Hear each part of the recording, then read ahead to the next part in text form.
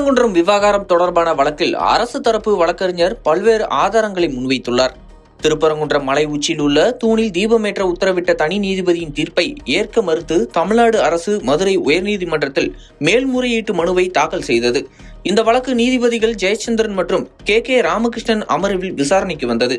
இந்த வழக்கில் தமிழக அரசு சார்பில் அரசு தலைமை வழக்கறிஞர் PS ராமன் ஆஜரானார்.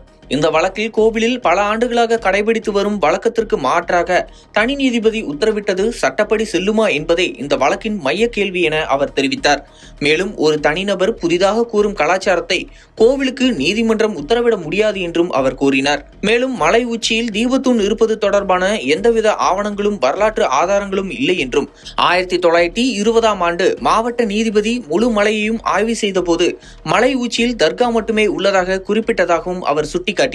அப்போது தூண் இருந்திருந்தால் தீர்ப்பில் குறிப்பிடப்பட்டிருக்கும், ஆனால் எந்த குறிப்பும் இல்லை என்று அவர் வாதிட்டார்.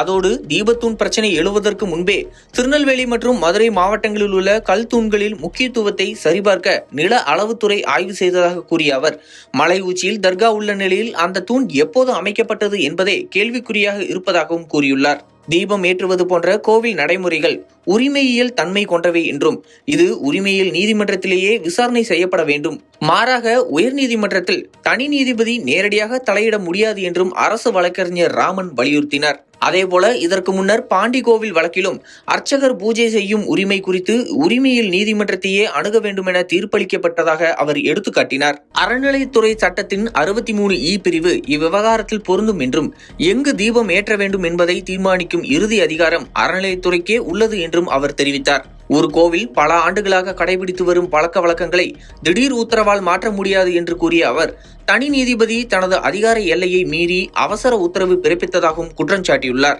தொடர்ந்து திருப்பரங்குன்றம் மலை உச்சியில் அமைந்துள்ள தூணில் தீபமேற்ற வேண்டும் என்று வழக்கு தொடர்ந்த மனுதாரர் தரப்பில் ஆஜரான வழக்கறிஞர் தனது வாதத்தை முன்வைத்தார்.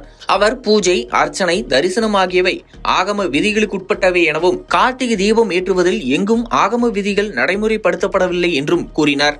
மேலும் மதசார்பற்ற அரசு ஒருபக்க மதசார்பாக செயல்படக்கூடாது என்றும் பக்தர்களின் உணர்வுகளுக்கு மதிப்பளிக்க வேண்டும் என்றும் வலியுறுத்தினார்.